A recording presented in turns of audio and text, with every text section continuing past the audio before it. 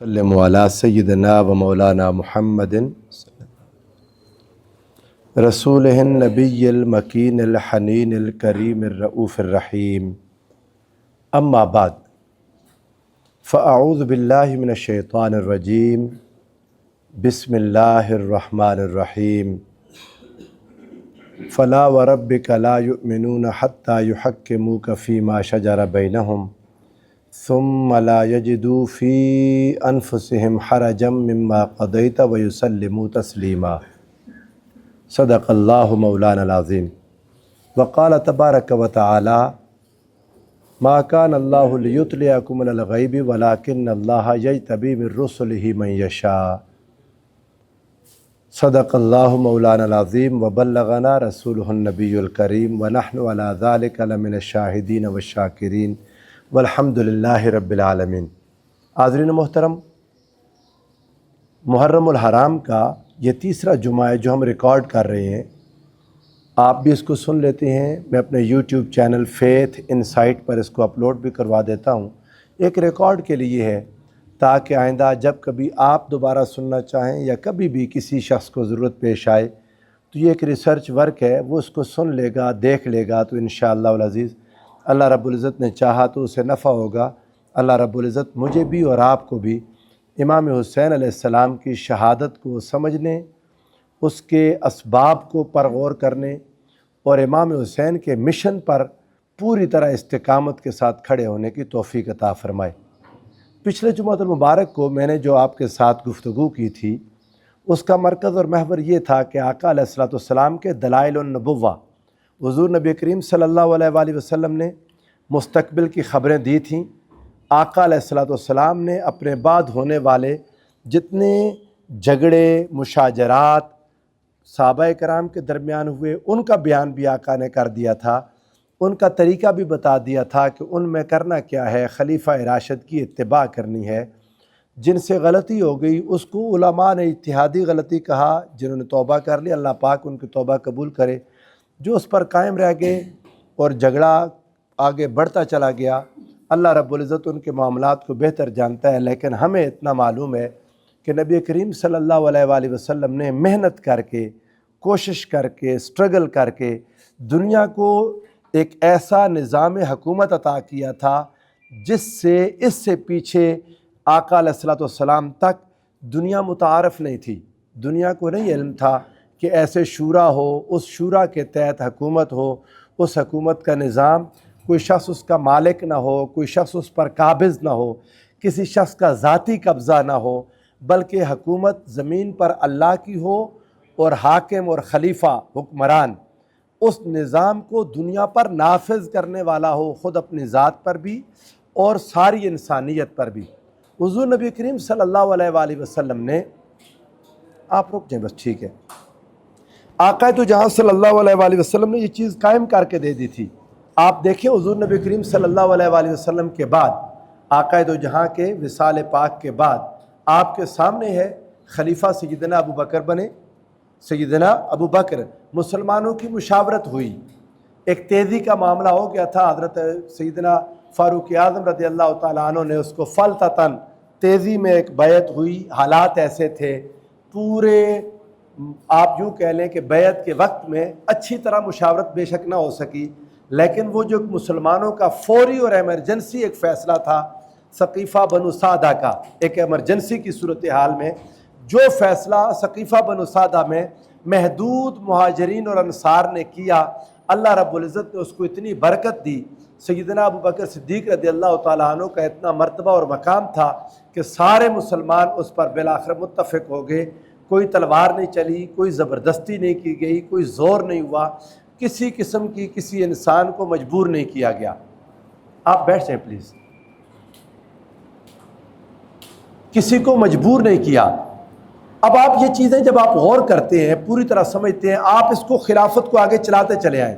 حضرت عمر رضی اللہ تعالیٰ عنہ، سیدنا ابو بکر نے لوگوں کے ساتھ مشاورت کی، دیر تک مشاورت کر کے جب آپ نے حضرت عمر کا نام منتخب کیا تو اتنا لوگوں کے اندر ذہنی طور پر لوگ تیار تھے، آپ کہہ لیں، ان کو ماننے کے لیے کہ کسی ایک فرد نے اختلاف نہیں کیا اور ہر ایک نے حضرت عمر رضی اللہ تعالیٰ عنہ کی اس انتخاب کو جو حضرت ابوبکر نے مشاورت سے کیا تھا اس کو ہر کسی نے تسلیم کر لیا، اور لوگ اس انتخاب کو نہ صرف یہ کہ مان گئے بلکہ اس کو اللہ رب العزت نے اتنی برکت عطا فرمائی کہ 10 سال آپ کا دور حکومت کو اس چیز پر نہ کسی نے اختلاف کیا نہ کسی نے سوال اٹھایا۔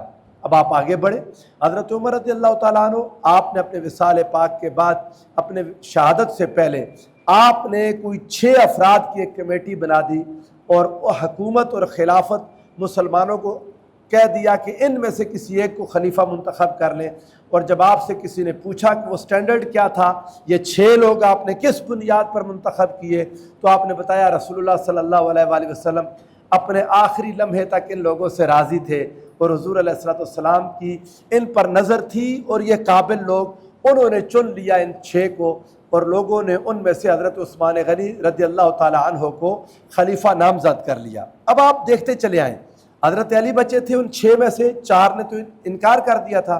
حضرت مولا علی شیر خدا کو لوگوں نے مجبور کیا، آپ نے کہا تھا اب خلافت میں کچھ نہیں رہ گیا، حضرت عثمان غنی کی شہادت ہو گئی، لوگوں میں اختلافات ہو گئے، اب معاملات عجیب و غریب ہو گئے ہیں، لیکن لوگوں نے آپ سے کہا کہ اسلام کی خاطر آپ اگر اس کو نہیں چنیں گے، مسلمانوں کی خدمت کے لیے آگے نہیں بڑھیں گے تو معاملات زیادہ خراب ہو جائیں گے۔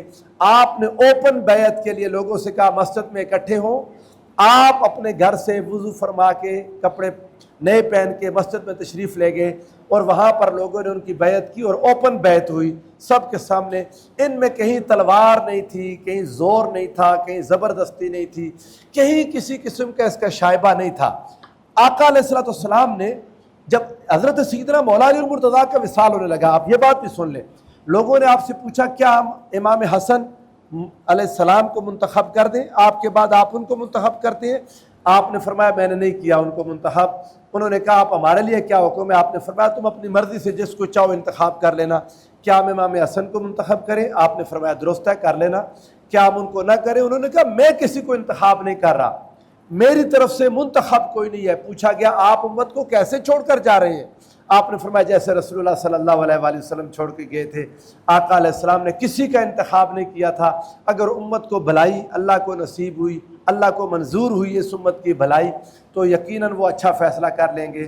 یہ بات تمام مورخین نے، ہمارے تمام مصادر میں یہ بات سیدنا مولا علی المرتضیٰ کی موجود ہے کہ آپ نے امام حسن مجتبیٰ کو نومینیٹ نہیں کیا تھا، لوگوں نے حضرت علی المرتضیٰ کے بعد اپنی آزاد مرضی سے امام حسن علیہ السلام کی بیعت کر لی۔ لیکن آپ کو پتہ ہے پیچھے سے جنگ صفین چلی آ رہی تھی، حضرت مولا علی المرتضیٰ خلیفہ ہونے کے باوجود بہت سارے علاقے آپ سے چھین لیے تھے۔ صفین کے نتیجے میں، تحکیم کے نتیجے میں، جنگ میں تو وہ نہیں جیت سکے، لیکن صفین کا نتیجہ تحکیم کی صورت میں ہوا۔ پھر وہ ایک ایسا معاملہ تھا، کبھی اللہ نے چاہا میں اس پر آپ کے ساتھ تفصیلی بات کروں گا، اختصار میں نہ خود آپ کو پریشان کرنا چاہتا ہوں نہ اپنے سننے والوں کو۔ نتیجہ یہ ہوا کہ حضرت مولا علی المرتضیٰ کو صرف عراق تک محدود کر دیا گیا، آپ سے حجاز چھین لیا گیا، یمن چھین لیا، بصرہ چھین لیا، شام پہلے ہی ان کے پاس تھا، بڑی اسلامی سلطنت انہوں نے قبضہ کر لیا۔ سیدنا مولا علی المرتضیٰ کے وصال کے بعد جب اصحاب الشورا نے امام حسن مجتبیٰ کو چنا تو آپ کے پاس بھی اب ریاست کا محدود حصہ رہ گیا تھا۔ ریاست کی ایک بہت بڑی اکائی بغاوت پر اتری ہوئی تھی، امام حسن علیہ السلام نے اس پر صلح کی۔ اب آپ میرے پچھلے جمعہ کے خطاب کو سنیے گا، میں نے یہاں تک بات اس جمعہ کے ساتھ جوڑنے کے لیے کی ہے تاکہ آپ کو پچھلی گفتگو کے ساتھ آپ کو یہاں پر جوڑا جائے۔ آقا علیہ السلام نے اپنے صحابہ کو اختلافات کے زمانے میں طریقہ بتا دیا تھا کیا کرنا ہے۔ میں نے آپ کو بتایا، آقا نے فرمایا تھا علیکم بسنتی و سنت الخلفاء الراشدین المہدیین، خلفاء راشدین کا ساتھ دینا۔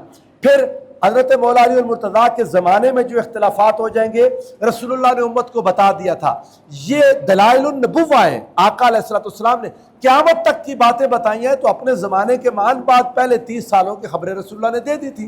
حضور علیہ السلام نے حضرت مولا علی المرتضیٰ کے حق پر ہونے اور تعویل قرآن پر آپ کے جہاد ہونے پر رسول اللہ نے مہر لگا دی تھی पिछले जुमा को पूरी तफसील उसकी दे चुका हूँ। आका ने फरमाया तुम में से एक शख्स होगा जो तावील कुरान पर जिहाद करेगा जैसे मैंने नुज़ूल कुरान पर जिहाद किया, और वो अली होंगे जो हुज़ूर अलैहिस्सलाम की मुबारक नाल को गांठ रहे थे। फिर जमल की जंग थी, मैंने आपको हज़रत इमाम हसन और हज़रत अम्मार की बात बताई। आका अलैहिस्सलाम ने अपनी अज़वाज को निशानी बता दी थी। हज़रत आयशा सिद्दीक़ा रज़ियल्लाहु ताला अन्हा तय्यबा ताहिरा उम्मुल मोमिनीन, उनसे फरमाया था आका अलैहिस्सलाम ने अपनी अज़वाज के अंदर कि तुम में से कौन होगी जिस पर हौफ के कुत्ते भौंकेंगे। आका अलैहिस्सलाम ने नापसंदीदगी का इज़हार किया था, और वो वाक़यातन हज़रत उम्मुल मोमिनीन जब रास्ते में थी तो उन्होंने देख लिया कुत्ते भौंके, वो वापस आना चाहती थी, लेकिन हज़रत ज़ुबैर बिन अल-अवाम रज़ियल्लाहु ताला अन्हु उन्होंने कहा था नहीं, आप सुलह के लिए जा रही हैं। बहरहाल सारी निशानियां रसूलुल्लाह बता चुके थे, आका अलैहिस्सलाम ने हर बात खुद बता दी थी। अब इसमें यह नहीं है कि हम तारीख में फंस गए हैं, हमारे लिए मुश्किल हो रही है, हमें खलीफा राशिद का साथ देना है। अगर हम तब होते तब भी खलीफा राशिद के साथ में ही भलाई थी, आका का हुक्म था। अगर हम आज हैं तो खलीफा राशिद का साथ देने में ही भलाई है। हमने खिलाफत राशिदा के रिवाइवल के लिए अपने अंदर एक मोहब्बत पैदा करनी है, एक जज्बा पैदा करना है। ये कोई पुरानी कहानियां नहीं है, ये कोई असातीरुल अव्वलीन नहीं है जो मैं आपके सामने बयान करता हूँ। आप कहें जी वाकयात गुजर गए, उनका क्या फ़ायदा, आगे चले। हमने देखना है कि रसूलुल्लाह की कायम करदा हुकूमत हमसे कैसे ख़त्म हो गई। आप अंदाज़ा कर लें, खिलाफत राशिदा के बाद जब हुकूमत बादशाहत बन गई, बादशाहत क्या होती है, एक आदमी कब्जा कर लेता है, वो तलवार के जोर पर कब्जा कर लेता है, वो फौज के जोर पर कब्जा कर लेता है, वो किसी जोर पर। अब उसके बाद उसका बेटा, फिर उसका पोता, फिर आप यूं कह ले कब्जा हो जाता है खानदान का। वो खानदान तब तक हुकूमत करता रहता है जब तक कोई दूसरा खानदान आकर उसे छीन नहीं लेता। आप देखें खिलाफत राशिदा इमाम हसन अलैहिस्सलाम के बाद से लेकर आज तक मुसलमान अपनी मर्जी का खलीफा मुंतखब नहीं कर सके। जो खिलाफतें रही हैं, खिलाफत बनु उमैया बादशाहत थी, खिलाफत अब्बासी बादशाहत थी, खिलाफत फातमीद की खिलाफत बादशाहत थी, ख़ानदानों की हुकूमतें थी, तलवार के ज़ोर पर ली गई हुकूमतें थी, कब्ज़ा की गई हुकूमतें थी, मुसलमानों की मुशावरत और मर्जी शामिल नहीं थी। आप उसके बाद ऑटोमन एम्पायर आ गई, उस्मान खिलाफत उस्मानिया, आप देखिए वो कब्ज़ा था, हुकूमत ली, नेक नीयत से ली होगी मगर तलवार के जोर पर ली। अब उसके बाद क्या हुआ, आप पूरी खिलाफतों का मुशाहदा करें, खास तौर पर यह खिलाफत बनु उस्मान, खिलाफत उस्मानिया, ये 600 साल तक चली है। क्या 600 साल तक होता क्या था, बाप के बाद बेटा, बेटे के बाद फिर उसका बेटा, उसके बाद उसका बेटा, बाकी सारे भाई कत्ल हो जाते थे। एक बेटा तो बादशाह बनता था, बाकी सारे बोले कत्ल हो जाते थे। ये वो फसाद है जिससे रसूलुल्लाह उम्मत को बचाना चाहते थे। ये वो फसाद है जिससे दुनिया 14 सदियां गुजार कर अब मगरब जिस नतीजे पर पहुंचा है, रसूलुल्लाह ने 1400 साल पहले वो निज़ाम अता कर दिया था, उससे बहुत खूबसूरत और उजला निज़ाम।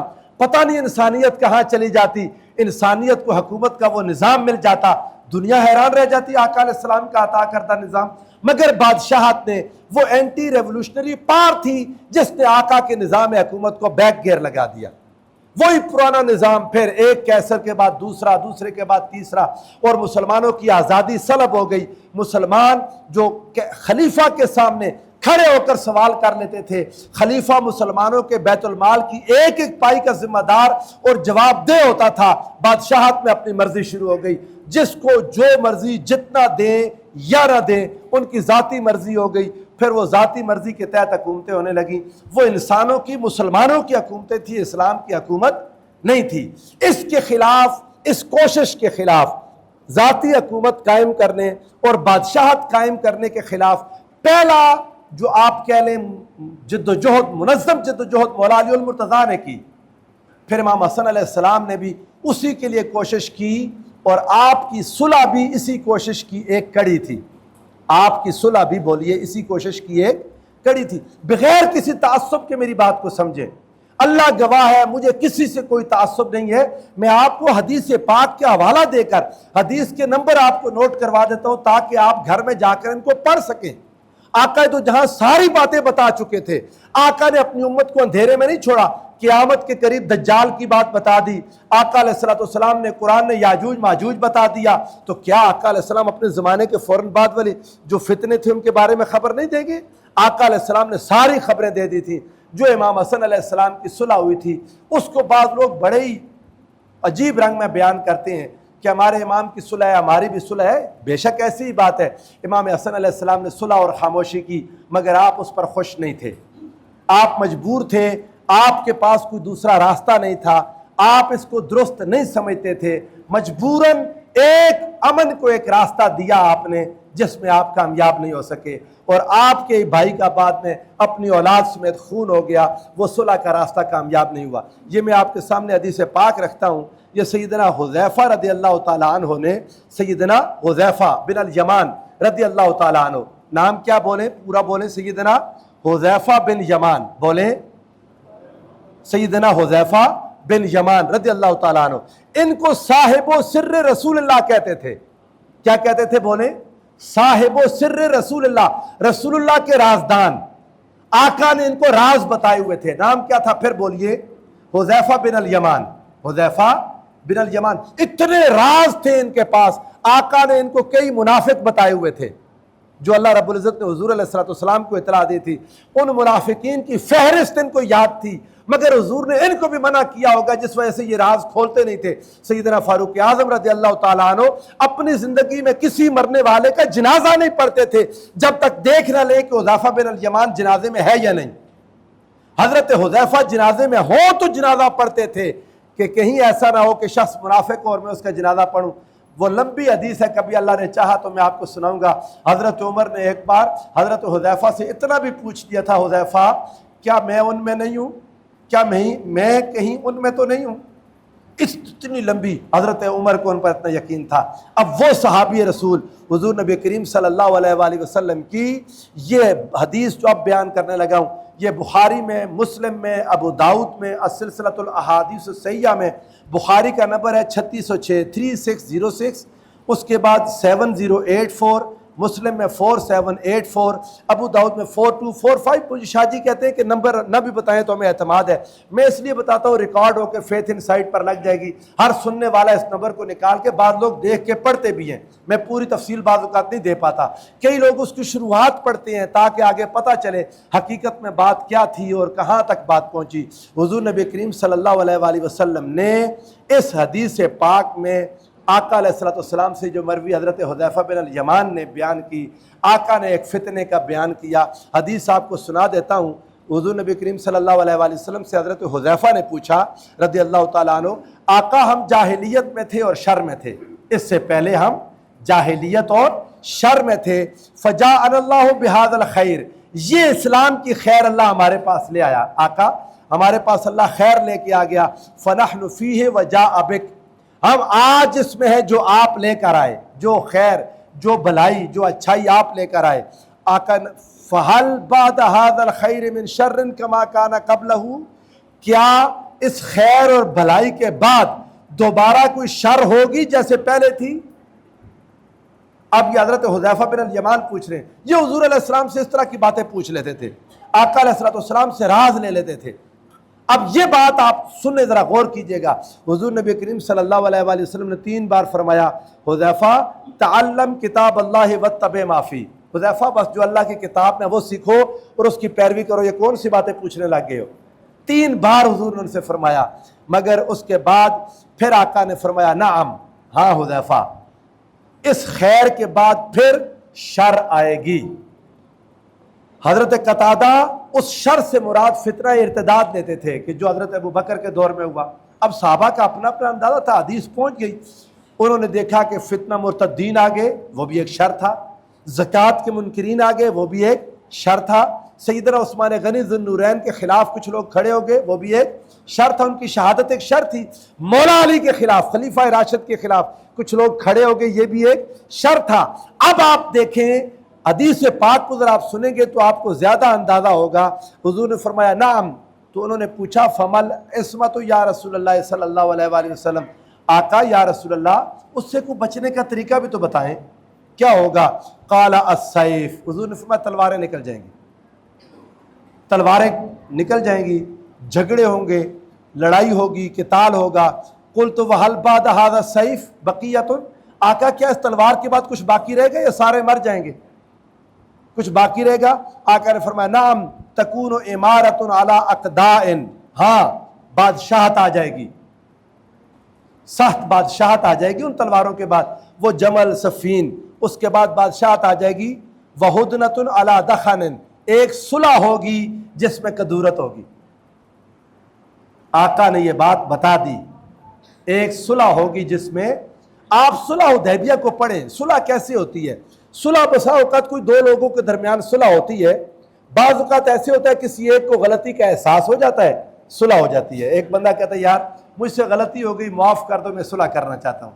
کبھی کبھار ایسا ہوتا ہے کوئی بھی غلطی ماننے کو تیار نہیں ہوتا، کوئی بھی نہیں غلطی مانتا، کوئی ایک شخص پیچھے ہٹ جاتا ہے، جو پیچھے ہٹے وہ بڑا ہوتا ہے، جو پیچھے ہٹ جائے وہ، بولیے، دونوں سمجھ رہے ہوتے ہیں ہم صحیح ہیں، دونوں ہی سمجھ رہے ہوتے ہیں، جو پیچھے ہٹ جاتا ہے وہ بڑا ہوتا ہے۔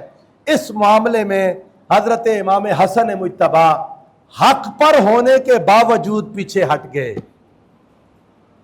شاباش بنتی ہے نا ان کے لیے، بولیے، اتنا جنگ تھی، اس لیے آقا ان سے خوش ہوتے تھے، رسول اللہ ان سے پیار کرتے تھے۔ میرے آقا حضور علیہ السلام ان کو بار بار پیار کرتے تھے۔ ایک بار ممبر پر حضور ان کو لے کر بیٹھ گئے اور بار بار چومتے جاتے حضرت امام حسن مجتبی کو اور کہتے ان ابنی ھذا سید، لوگوں میرا یہ بیٹا بڑا سردار ہے، بڑا سردار ہے میرا یہ بیٹا، لعل اللہ یصلح بہ بین فئتین عظیمتین من المسلمین، اللہ اس کے ذریعے مسلمانوں کے دو بڑے گروہوں میں صلح کرا دے گا۔ امام حسن نے صلح کس قیمت پر کی؟ اپنا حق چھوڑ کر۔ میں اس کی کئی مثالیں آپ کے سامنے عاشورہ محرم کی رات میں یا غالباً اس سے پہلے بھی دے چکا ہوں۔ آپ نے اپنا حق چھوڑ دیا، صلح کر لی۔ صلح پر شرائط تھیں، ان شرائط کو بھی میں فیتھ انسائٹ میں ریکارڈ کروا چکا ہوں۔ امام حسن علیہ السلام کی صلح کی شرائط تھیں، اگر کبھی آپ سننا چاہیں میرے یوٹیوب چینل پر آپ ان کو لازمی سنیں۔ میں نے اہل سنت کے علماء کے کم از کم 12 کتابوں کے حوالے باقاعدہ تصویریں لگا لگا کے وہاں پر بیان کر دیے۔ امام حسن نے ایک سب سے بڑی شرط، جس بنیاد پر امام حسن نے ساری باتیں لوگوں سے سنی، آپ کی پارٹی جو آپ کا گروہ تھا، آپ کا لشکر، وہ راضی نہیں تھا، آپ کے ساتھ قربانیاں دینے والے راضی نہیں تھے، آپ کے ساتھ جہاد کرنے والے راضی نہیں تھے، وہ آپ پر خوش نہیں تھے۔ امام حسن نے اپنوں پرایوں سب کی باتیں سنی، ایک بات پر کہ حضرت معاویہ اگر جب آپ وفات پا جائیں گے تو حکومت واپس میرے حوالے کر دیں گے، مسلمانوں کے حوالے کر دیں گے۔ یہ ایک شرط تھی جس پر امید تھی امام حسن کو کہ اب حکومت اگر تلوار کے زور پر جا بھی رہی ہے، چلیں ہم صلح کر لیتے ہیں، مسلمانوں کا خون نہ بہہ جائے، لیکن جب دوبارہ مسلمانوں کو موقع ملے گا، مسلمان رسول اللہ کے بیٹوں کو چنیں گے، مسلمان رسول اللہ کے صحابہ کو چنیں گے، قریبی صحابی کو، مسلمان میرٹ کا خیال کریں گے، اچھا بندہ آ جائے گا، دوبارہ معاملہ درست ہو جائے گا۔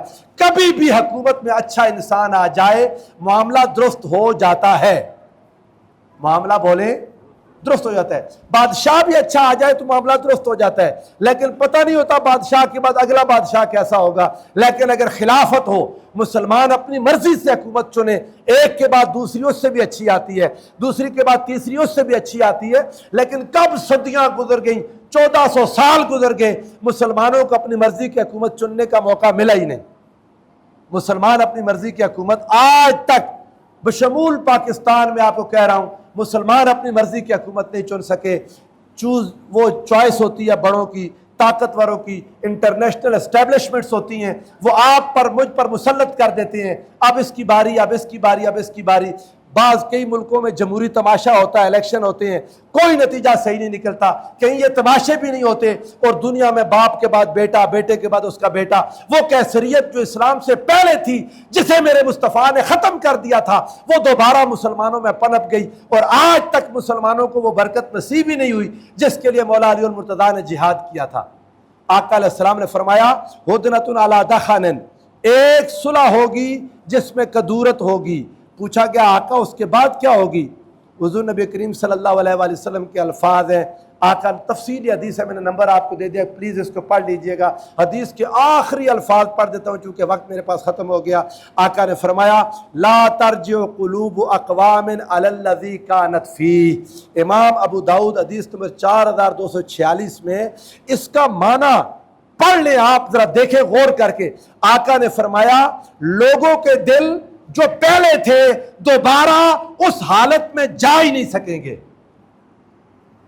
مسلمان وہ اس طرح کی جرأت نہیں رہ جائے گی مسلمانوں میں بہادری نہیں رہ جائے گی, مسلمانوں میں خلیفہ کا جو احتساب کرنے کا عمل ختم ہو جائے گا. دل اس بات پر نہیں رہیں گے, دل واپس نہیں آئیں گے. اور دخن کا معنی حضور نے بیان کیا, قوم ایسی قوم حکومت کرے گی یستنون بغیر سنتی, میری سنت کے بغیر حکومت کرے گی, میری سنتوں کے خلاف عمل ہوگا. ویہدون بغیر ہدی, اور میری ہدایت کے بغیر لوگوں کو راستے دکھائیں گے. تعرف منہم وتنکر, ان میں سے اچھے لوگ بھی ہوں گے, اچھے کام بھی کریں گے, وہ برے کام بھی کریں گے, مگر میری ہدایت نہیں رہ جائے گی. میں آپ کے سامنے کئی بار وہ حدیث پاک رکھ چکا ہوں. امام بخاری امام مسلم کتاب العیدین میں لائے. حضرت ابو سعید خدری رضی اللہ تعالیٰ عنہ نے مسجد میں گورنر سے کہا, وہ تم کون ہوتے ہو؟ رسول اللہ عید کی نماز پہلے پڑھاتے تھے, خطبہ بعد میں دیتے تھے, تم نے خطبہ پہلے کر دیا. مروان جو اس وقت مدینہ پر گورنر تھا, ابھی کربلا نہیں ہوئی تھی, کربلا بعد میں ہوئی 20 سال بعد, یہ پہلے کی بات ہے. اس نے کہا وہ باتیں پرانی ہو گئیں, اب خطبہ پہلے ہوگا. حضرت سعید خدری مسجد سے نکل گئے, انہوں نے کہا خدا کی قسم وہ پرانی باتیں اچھی تھیں, میں کوئی نئی بات اچھی نہیں جانتا, وہ پرانی باتیں اچھی تھیں. حکمران اپنی مرضی کرتے تھے. مسجد میں بیٹھ کے اسی گورنر نے, مروان نے, قرآن پاک کی آیت کا شان نزول غلط بیان کر دیا. حضرت عبد الرحمن بن ابو بکر سے کہا تم وہ ہو جس کے بارے میں اللہ نے قرآن میں فرمایا والذی قال لوالدیہ. امام بخاری سے حدیث کو لے کر آیا, آپ کے سامنے پہلے نوٹ کرا چکا ہوں. کیا کہا؟ اس نے کہا ایک آیت جو کافر کے بارے میں اتری تھی, گورنر مسجد میں بیٹھا ہوا, ایسے لوگ خطاب اس کا سننے جیسے آپ بیٹھے ہیں, اس نے کہا قرآن کی یہ آیت عبد الرحمن بن ابو بکر کے بارے میں اتری. اندر بیٹھی ہوئی حضرت عائشہ صدیقہ طیبہ طاہرہ رضی اللہ تعالیٰ عنہ ام المؤمنین, انہوں نے کہا ہو نہیں سکتا, ہمارے بارے میں اللہ نے کوئی آیت نہیں اتاری سوائے میری برات کے جو سورہ توبہ سورہ نور میں اتری ہیں. اس حدیث پاک کو اگر آپ نوٹ کرنا چاہیں, بخاری کی حدیث نمبر 4827 ہے, تفصیل پڑھ لیں. میرا سوال ہے آپ سے, لوگوں کے دل واپس اپنی جگہ پر نہیں آئیں گے. جب گورنر نے یہ بات کہی, اندر بیٹھی پردے کے پیچھے ام المؤمنین نے جواب دیا, پوری مسجد میں کوئی بول کیوں نہیں سکا؟ صحابہ تھے, صحابہ کی اولادیں تھیں, مگر وہ جانتے تھے ظلم ہوتا ہے, بولنے والے کو اٹھا لیا جاتا ہے. عبد الرحمن بن ابو بکر, ایک بندہ بولا, ایک بندہ, ایک ہی نا پوری مسجد میں, اس کے ساتھ کیا ہوا؟ مدینہ چھوڑنا پڑ گیا. مدینے سے نکلے, مدینہ اور مکہ کے راستے میں ایک پہاڑ کے غار میں مردہ پائے گئے. انا للہ و انا الیہ راجعون. بولنے امام حسین کیا کرتے آپ مجھے بتائیں؟ امام دین کو لٹتا دیکھتے, امام اپنے نانا کی سنتوں کو ختم ہوتا دیکھتے, امام قرآن کی آیات کی غلط تشریح دیکھتے رہتے, امام چپ ہو جاتے. اس ساری لادینیت اور سیکولرزم پر مہر لگ جانی تھی. اس لادینیت کو مان لینا تھا نبی کے بیٹے نے. کیا کہتے سارے نہیں اٹھے تو کیوں اٹھے تھے؟ کسی اور نے رسول اللہ کی لعاب دین چوسا ہی نہیں تھا, کسی اور کی رگوں میں رسول اللہ کا خون تھا ہی نہیں. نور مصطفیٰ جس کی رگوں میں تھا, نور حیدر کرار تھا, سیدہ عالم سیدہ فاطمہ الزہرا کا دودھ تھا, اسی نے اٹھنا تھا, اور کون اٹھتا؟ اپنے بچے لے کر میدان میں کھڑا ہو گیا, اپنی بہن سے کہا بہن واپسی پر تم مدینے اکیلے آؤ گی.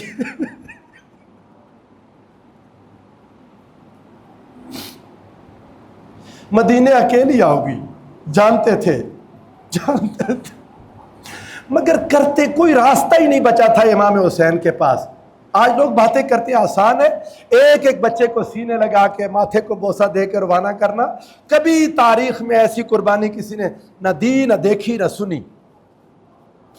ایک چھت گر پڑی 100 مر گئے, بم گرا 200 مر گئے, ہیروشیما پر لاکھوں مر گئے, وہ الگ بات ہوتی ہے. ایک بندہ اپنے سینے سے لگا کے ایک ایک بندے کو رخصت کرتا ہے, وہ شہید ہوتا ہے تو اس کی پھر لاش اٹھا کے لاتا ہے. میں نے آپ کو سنایا تھا شاید عاشورہ محرم کی رات میں, جب ہر کا بیٹا مرا نا, ہر کا بیٹا شہید ہوا, وہ بھی آپ کی طرف آ گیا تھا, ہر اور اس کا بیٹا دونوں. تو وہ ہر دوڑا اپنے بیٹے کی لاش کے پاس, جب گیا تو جا کے دیکھا امام پہلے سے پہنچے ہوئے تھے, امام پہلے پہنچے تھے. اور کہنے لگا حضور میں نے آپ کو یہاں تک لایا ہوں، میں ذمہ دار ہوں، میں میرا بیٹا، آپ نہ یہاں سے اٹھائیں، آپ مالک ہیں، آپ آقا ہیں۔ انہوں نے کہا اور بوڑھا باپ جوان بیٹے کی لاش نہیں اٹھا سکتا۔ علی اکبر شہید ہوئے تو امام اکیلے تھے۔ انا للہ و انا الیہ راجعون۔ کربلا ایک کمپلیکس موضوع ہے اور پیچھے کی کئی سالوں کی خرابیوں کا ایک نتیجہ تھا، جس کو درست کرنے کے لیے امام نے ایک دیوار کھڑی کر دی۔ خرابیاں اس دیوار سے ادھر رہیں گی، اچھائی اس دیوار سے ادھر رہے گی۔ مصطفیٰ کے بیٹوں کا خون درمیان میں آ گیا، میری آپ کی نمازیں بچ گئیں۔ اللہ ہم سب پر کرم فرمائے۔ وما علیہ الا البلاغ۔